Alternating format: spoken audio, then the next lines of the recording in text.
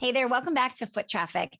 Today I'm going to be interviewing Dave Fink, and we're talking all about direct mail. Now, you might be thinking, why are we talking about direct mail? And I will tell you that I get pitched a lot to have people come on the show, and we are so booked out for months. And when this pitch came through, I didn't know Dave, but everything I was reading about Dave and what he was talking about, I selfishly was like, I'm either going to jump on a call with this guy to learn about what he does, or I can just publicly interview him and you'll get the benefit of like this consult call. So Dave is somebody who has had a more, I don't want to say like traditional marketing. He started in more digital marketing and is now switched to really focusing on physical mail. And I know you might be thinking that is so old school, but I will tell you that when you look in your mail, like today, I got my mail. There was not one piece of mail that came from any sort. I mean, it was just like one of those newspaper looking things. And there was it. There was no other mail. Yesterday's mail was like all from my bank. Okay. And there were 3 pieces. Now think about where you see marketing. You see marketing on Facebook ads, and every scroll, there's a new ad, right? You type Instagram and you go through stories, and then there's a sponsored post and you see them over and over and over again. And you're just so annoyed with them. You're like clicking through like, no, I don't want to hear this. No, I don't need this, right? But when you get something physical in your mail, you stop and you check it out, right? So I really wanted to hear more about getting back into the physical mail game, which is why I said, okay, let's interview Dave. Now, Dave has a pretty amazing background. He has helped generate hundreds of millions of dollars in ad revenue with people like the Dollar Shave Club. He's helped launch celebrity startups for Jessica Simpson, Mary-Kate and Ashley Olsen, Kate Bosworth. Like he knows what he's talking about. He is now the founder and CEO of a company called Postie, which is really helping you reinvent direct mail marketing for a digital world. It's a really good interview. As I was asking him questions, he couldn't necessarily answer sometimes. And at the end of it, when we were off air, he was like, I'm sorry. I know you wanted me to like, I'm like, no, I mean, not being able to answer was the answer. So when I'm like, okay, would you do this or would you do that? And he's like, well, you could do both, or you could do, right? It still really gives you an idea. And if anything, what you'll learn here is this is for any type of business. You need to be listening to see if you would qualify for how do I say this? For you to qualify as an opportunity to say, okay, yes, direct mail could be for us, right? He does talk about the businesses that probably wouldn't work with price points. So anyway, this might be one of those episodes where you're like, direct mail sounds boring. It sounds so old. But the reason I brought him on is because I am really looking into direct mail and how can we do it, not just for our current clients, we're going to be bringing in direct mail at some point soon, but also for potential clients, whether we're buying lists and mailing people out or whether we're emailing people that we already have their addresses from our database. So I hope you enjoy this. And not only just with the online business, we already started experimenting with direct mail last September with my studio. So this has been something I've been eyeing up for a little while. So enjoy today's episode. Dave, welcome to Foot Traffic. Excited to have you here. Yeah, I've been looking forward to this. Thanks for having me. Yeah. So before we kind of dive in and I start to ask you some questions, I would love for you to share just a little bit about you, your entrepreneurial journey, and where you've kind of ended up today. Sure. And I love the way you framed it because after it's been 25 years and the reality is one of the things I love about having these conversations is it does give me the rare moment to like actually reflect back on not just what's going on in front of me today, but what's happened. And so my journey, pretty much my entire career, barring, some, odd things, right out of college, was in consumer internet. And it was dumb luck. I had a friend that worked for a startup in Chicago when I was 21 or 22 years old and had no real applicable skill sets in the world and needed to get a job and took the first job they offered me. And from there kind of found that I was, just enthralled by the idea of the startup economy. And that was 1999, in 2000. And it was just, it was Web 1.0 was just starting to happen. First round of internet companies raising all this money and going from a crazy idea to, tens, if not hundreds of millions of dollars of revenue and hundreds of employees and all that. But I really fell in love early on with the quantitative side of marketing. Mm. The business that I was working for at the time was kind of a Web 1.0 ad management platform, and very much focused on performance, quant media, well before that was like super in vogue in Silicon Valley and whatnot. And so really the past 25 years, I have kind of jumped back and forth between being involved in building and scaling marketing technology companies that focused on quantitative test and optimization technology and capabilities.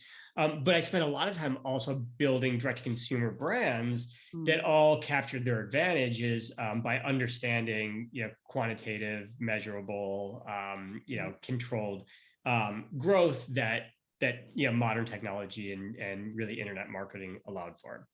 So that really was the consistent path and theme in my entire career. Arguably, some people ask like, "Hey, you made a U-turn. Like now you're kind of working in this tangible media, right? Direct mail." And while that's true, that's the ultimate ad is a physical manufactured product that's delivered through complex logistics. But what we do is, we build the software layer to bring, all of those capabilities in targeting, in measurement, in execution, and insights that we've come to rely on in all of our digital channels to the direct mail space. So the actual day in, day outs of what we do is very much about thinking about how to build technology, tools, software capabilities to empower brands to grow their businesses. It just happens to be that the media is direct mail now. Yeah. I love it. No, and I think one of the things too, for me with direct mail was this was, I think maybe like 18 years ago ish. I got a direct mail piece in the mail to go to a conference. I'm like, conference? Should I go to a conference? Do people do this? And literally it changed my life. I flew to New York because of this direct mail piece that was like, okay, let's do this.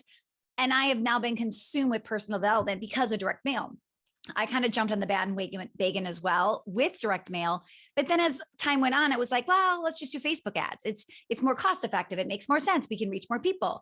But as Facebook ads started to get harder, I start to notice the people that are directly mailing me certain pieces and things like that start to make me think, okay, maybe it's time to kind of go back to basics a little bit and start to go in the undersaturated places, if that makes sense.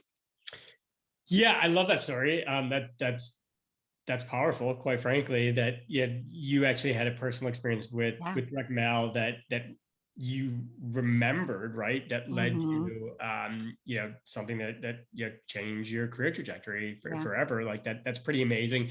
So you're a absolute use case of certainly targeting the right person with the right message in a very impactful way can affect behavior and add value in the ecosystem. And I love that. Exactly what you just said with this, there's no one truth to like how you grow a business, right? There are principles, and there are things that everyone needs to do. You need to hire good people. You need to think about onboarding those people and training them. You need to have focus in what your product or service offering is. And with regards to like growth and marketing, like it's not that there's like one secret that the like successful businesses figured out and other successful businesses or unsuccessful businesses didn't figure out. But there are principles that you carry through. And so I think what you touched on with this idea of direct mail may be a channel that was really focused on by direct to consumer brands before there was Facebook and programmatic and display. That's true. It was the original, I call it the OG quant channel, right? Before there was an internet, there was A/B creative testing, and advertisers were trying to figure out ways to like bring in this postcard and and get a discount so that they could figure out how to track how the effectiveness of that channel. And a lot of what we learned, when I was being taught in 1999 in the internet space, were lessons that folks who had come from the direct mail space and now we're working in this modern technology had learned. Then you fast forward to today, and really the impetus between why I chose to focus on direct mail as a channel is exactly that, which is like we rode the Facebook wave like everybody else did. Right. And it was powerful and it was big and it came out of nowhere like a tidal wave. And being able to reach 80% of the addressable market from one platform had never been possible before. And then they built a bunch of really successful data science tools and machine learning tools to make us all look smart and target the right people with the right message.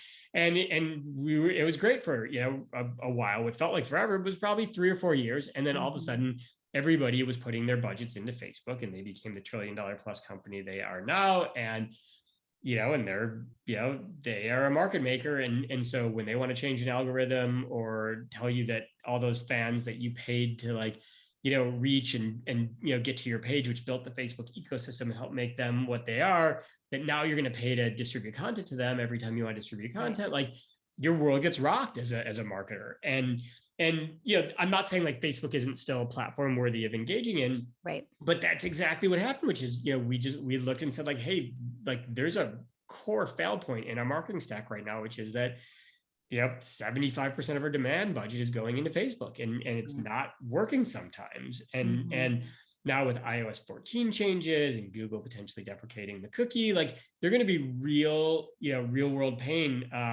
that's going to hit us all as marketers and brands. And so we have to find other ways to leverage those same principles that we're relying on, that's making us successful in these digital channels in outside of the walled gardens that are Facebook and Google. I love that. Well, and recently I got a direct mail piece that came to me, and it was like a Facebook ads agency who had like this great newsletter and all these things, and it was like helpful tips. If I didn't have a Facebook ads manager, I would have absolutely have called or made that consult or whatever that next step was. And part of it is just like winning by default. There was nobody else. Like I haven't had any other Facebook ads managers send me a physical piece of mail. So I think it's just it's starting to intrigue me a little bit of, wow, this could really start to work again. So what types of businesses do you feel could be using direct mail right now? Well, I think pretty much any business. There are a few that it would be tougher just because of their cost basis or average order value, but that's a pretty small number of businesses. There's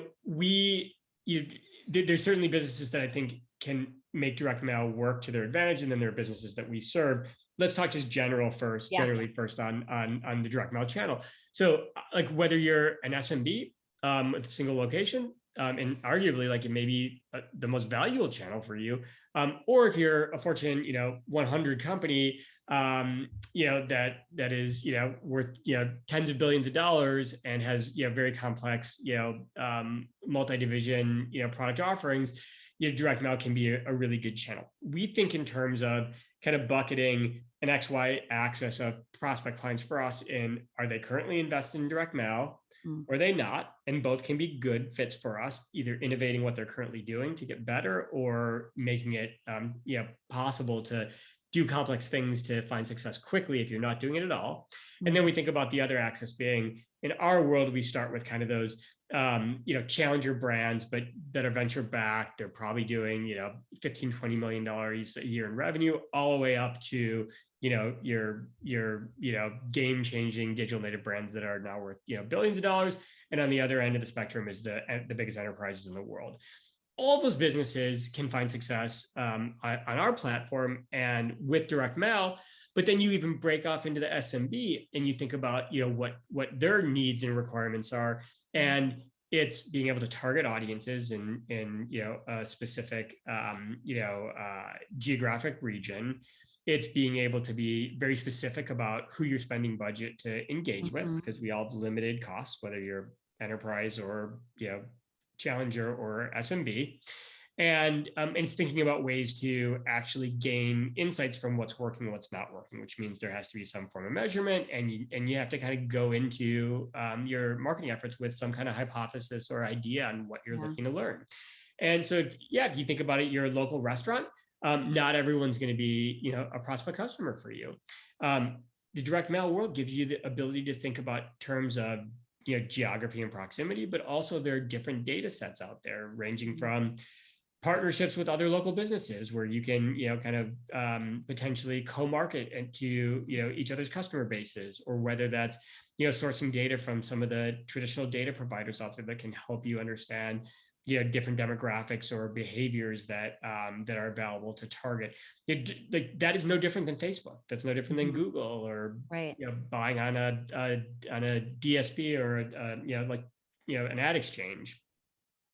What kind of budget do people need to think about when they want to get in direct mail? Like what's like the baseline for somebody to be like, is this even something I could afford? Yeah. So, I mean, that is a tough question because it depends on a few factors. Okay.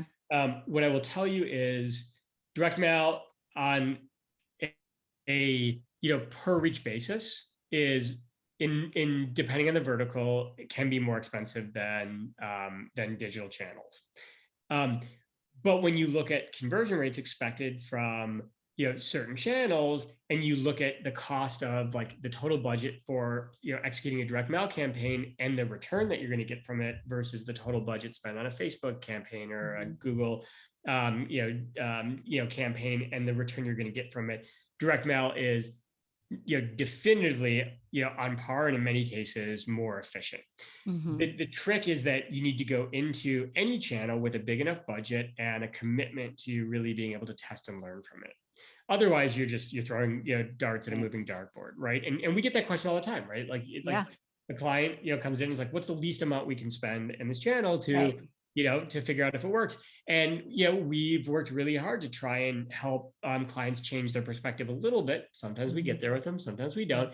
Where the question is what is the right budget to have a proper test, and what's the right Mm. commitment in time to have a proper test, so that at the end of that, that kind of exploration of the channel, you walk away with a good read on, is there something here? Whereas Yeah. with any, like, you design a creative, you send it to a specific audience, maybe it doesn't work.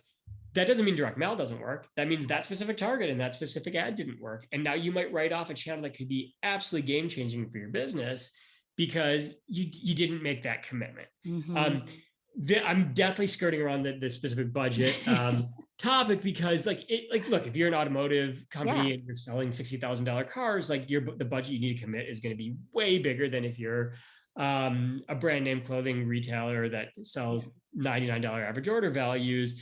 The conversion rate supports a smaller budget in theory. Mhm. Um, and Yeah. again, That makes it also sense. depends on if you're an SMB, like, your addressable market is much smaller. You can learn Mhm. a lot, and there's only Mhm. so many individuals and so many different households that it doesn't make sense to go and boil the ocean out of the gate. If you're Right. a national brand that's already spending you know $200 million a year in paid media, like, you probably need to spend a bunch more to even just cut through the Right. noise and find incrementality and adding a new channel. So it Yeah. really is across the board. So you bring up testing, and right, that's a mass, especially when you're doing something new. That is such an important thing to do, is to test and to figure out like what the messaging is. What does a good? I mean, I've seen people say, "Oh, we did one and it didn't work, so we stopped." What is a good test? Like, how do you know when you've truly tested enough to understand if this makes sense for you or not? Sure. Well, for us, in any single campaign deployment and kind of sequential campaign deployments, what we're looking for more than did an advertiser hit their, like, bullseye with Mhm. whatever their KPI is, a cost per acquisition or a return on ad spend or a total revenue number, or total customers acquired. It's, are we finding dramatic differences between what we're testing? Mm. So if we're testing multiple audiences or model builds or different ways to target, like, are we seeing dramatically big differences between them, where we can actually walk away and say, like, okay, like, maybe we got there and this specific audience methodology is working great, or maybe it's not. But it's four times better than these other two Mhm. tactics. Like, well, now we've learned something. It's like, okay, like, this is optimizable. If everything that we're testing is really similar in performance, now you walk away and you're like, I don't know. Like, it's either all working and I don't know why it's working, or none Mhm. of it's working and I don't know why it's working. Similarly, if you think about, like, the three sorry, can't speak. The three levers that we have to pull in marketing, they're kind of the same in every channel. One is targeting and your an audience. Yep. One is the actual creative, and that includes messaging, offers, imagery, look and feel. In direct mail, it could be the specific size of the ad. Mhm. And then the third piece is frequency. Does more touch points with a specific channel or with a mix of channels, aggregately drive performance gains. So when you start thinking about that, realistically, that's a 3 to 6 month exploration. Mhm. It just is. And that doesn't matter Yeah. whether you're starting Facebook for the first time or Google for the first time or email marketing or SMS. If the expectation is you want to know at the end of a month if this works for you or not, uh, you may get lucky and figure that out quickly. But Yeah. if you're like most brands or advertisers or marketers, Right. it's going to take you some cycles. And that's for any platform. I mean, it just in Correct. any way, I mean, we're always testing, we go to something new. How do you know, like, what is a strategy to make sure people can tell if they're getting a return on that mailer? Are you putting like a code on there or like something for them to know, hey, I'm coming in because I've gotten this piece in the mail? Yeah. So again, it'll depend on what data you're collecting, Mhm. which is different across each business. Most of the advertisers that we work with are collecting physical address at the conversion event, whether it's at a POS Mm. through a loyalty program, or whether it's because they're selling through the internet direct to Yeah. consumer and they're capturing that data. If you have that address level data, the beauty of direct mail is that the match key is address, right? You're addressing a specific piece of mail and sending it to an individual at a household. And if that person comes into your store and you can capture that conversion event, then you can match that back against a recipient of a piece of direct mail during a measurement window or an attribution window. That's the cleanest. That's what we try Okay. and set up with the vast majority of advertisers. There are times where that's just not possible. Businesses Mm. just don't collect address level data. You can think about, we work with some CPG brands or wholesalers where there's a big part, if not all, their business is sold through retail, and the retailers are not sharing that conversion data back with the wholesale brand. And in those cases, you're looking at groupings of stores that where you're targeting direct mail campaigns around some stores and other stores Mhm. where you're not, and you're getting sell-through numbers, and you can look at lift around stores that you were targeting and compared to the performance of sell-through at stores that you weren't selling through. You can certainly use things like QR codes, vanity URLs, specific, Right. promo codes that where you're asking for that, Yeah. the So recipient. instead of sending them just to my website, send them to a specific URL where I can tell this many people have checked it out and I will know if it's of interest in the mailer. That's right. You can do that. We have done extensive testing, and unfortunately, consumer, myself included, take the path of least resistance. Yep. And if it's a brand I recognize and I'm interested, I'll type in the branded URL. Like, I'm Yeah. probably not typing in the slash and whatever else. Yep. Or I'm being super lazy, which I try not to do too often, because I'm a marketer, and I try not Mhm. to click on paid branded listings. I feel offended by that. But I may do a Google search, then click on a natural Yeah. listing. And so, we see anywhere from like 10 to 30% of actual conversions only Okay. that come through like vanity URLs, or a promo code, or Yeah. a QR code or QR whatnot. code. But we're all doing the best we can. Like, there's no Yeah. perfect. There's Yeah, no perfect in absolutely. Google. There's no perfect in Facebook with measurement. Right. It's the best available to your business. Yeah, love that. What do you think are some of the biggest mistakes right now people are doing with direct mail? Well, the number one mistake is obvious, which is they're not doing it. Yeah, they're not doing it for sure. Right? Um, um, Look, there's no shortage of ways in the ecosystem to deploy direct mail. There's Mhm. hundreds of printers out there that can do the executional work. There are, everybody knows a guy or gal that Yeah. knows, can get a direct mail campaign out for us, and that's because it's an ecosystem that's been around for 80 years, maybe Mhm. longer. Um, the number one mistake in direct mail, outside of not doing it, is the same mistake in any channel, which is going into it without having a plan Okay. and a set of hypotheses. Like, you know, and it doesn't have to be like super complex, but like, if you're going to put budget to work for you to try and Yeah. grow your business, like, you got to understand what you're looking to accomplish. And you got to take a moment to sit back and kind of map out what you're looking to test, learn, and accomplish over kind of the window with which you're that you're going to deploy those campaigns. I mean, it really is putting in the initial upfront thought Yeah. to understand what your goal is, because even if you have the cleanest measurement possible and you don't even know what you're looking for in the data at the end of a campaign, like that's a waste, right? Yeah, absolutely. No, I love that. And it's just good for people to hear too. What are people doing? What are they not doing? And how do you learn from that? So I have two different businesses, and people listening have like one or the other of these types of businesses. So I'm just very curious. So I have an online consulting company that serves nationwide. We have people out of the United States. And it's small business owners who need help with operations, things like that. I have another business that is local, brick and mortar, dance and music schools. So we're serving a very small region, trying to target like families with little kids, right?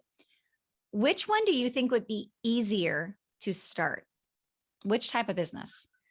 Well, I mean, that's a tough question. I would answer it based on, it depends on your experience, history, and the Okay. partners in the business. I think I think that's a tough question, right? Yeah. If you deep it expertise, you've grown up in a specific area, you have a brand name, maybe you were a dancer Yeah. Yeah. Yeah. Yeah. and whatnot. So Then if I'm more well known in my local area, people see my logo in the mail, that gives me a one up. So if I've been there for 20 years, it makes a difference. The other for business, sure. I'm going to be cold mailing. You're saying it may be easier to go with the one that has. Yeah, it may, but then if you knew your target market really well in your Yeah. national consultancy, and you had a bunch of first party data, understanding, what are the unique qualities of someone that responds to your ads versus don't, that end up Okay. making a good client that don't, like that's a huge advantage too. I don't, gosh, I mean, we didn't really talk about my years at Science, the tech studio, Yeah. but before Postie. But for 7 years, I was in the business of helping launch businesses. That's what Mhm. we did. We Yeah. provided funding and a platform to be able to take a crazy idea and turn it into some kind of technology company. And I think I touched like 75 different. Uh, I'll use Yeah. the term businesses Yeah. lightly because they were all incorporated. Some didn't even get to market. Others Mhm. became things like Dollar Shave Club and Dog Vacay, and the history was written on those. Um, they were all hard in their own way. Like, first of all, it's not easy to start any of those businesses, Yeah. and it's not easy to get any media channel to work for any of those businesses, right? Sometimes you catch lightning in a bottle. Dollar Shave Club came along at a time when YouTube was unsaturated. It was brand new. Nobody had Yeah. figured out that there was this idea of viral videos, Right. and they took the world by storm, right? Like, in many ways that became easy for them, but then they had to figure out how to make Facebook work, Right. and they had to figure out how to stand up their CRM programs, and they had to figure out how to make TV work, and those are really hard problems. So Mhm. I think I would be belittling one or the other of your Yeah. businesses if I said Yeah. one would be easier to make direct mail work or get going in Mhm. any media channel. It even helps me hear, like when I say what kind of businesses, and you're like any kind of business, it helps me hear that you're not like, oh, definitely the online, or oh, definitely the local. That's interesting for me to get your response on that. Yeah, the one business that's tougher to make direct mail work is businesses where, like, if you're selling, what a pack of gum, and it's $2. I don't even know what a pack of gum costs anymore. I just kind of throw it in my cart, and Yeah. it ends up in my checkout. But a couple dollars, here, $5 there, whatnot. That's going to be tough to make a media channel. I mean, it's going to be Right. tough to make any media channel work, but it's going to be particularly tough to make a media channel like direct mail work, where you're Mhm. talking about maybe roughly, on average 50 cents or so, all in, to reach an individual with each piece, right? If you think about that, Yep. that would mean that let's say you wanted to acquire customers for $1 because you had 50% margin, and the gum cost $2. Don't know why I stuck with pack of gum, but we're going with it. Your juicy fruit. And so that means that if you sent two or sent every two postcards you would need, or every four postcards, that costs $2, you would need two people to convert, right? Mhm. Um, and the odds of getting a 50% conversion rate on any channel are really Right. hard. Yeah. But let's say you're Wrigley company, and it's not about a pack of gum. It's, hey, you just want to introduce people to a bunch of your gum and candy. And over Mhm. the lifetime of, over the 12-month cycle of a Right. new customer, like they're going to spend $400 in Wrigley products. Now all of a sudden you can look and say like, okay, well, I can afford roughly 50 cents per reach with an expected conversion rate that's going to line up with what my cost per acquisition is. Mhm. Like that works. So we do talk honestly about the one business, not big or small, local or national. It really is does the average order value or the lifetime value Mm. that you're kind of optimizing against support the cost of Got the it. media channel. Yeah, so good. Okay, love this so much. Where can people find more about you if they wanted to learn more about Postie? Like anything you can share.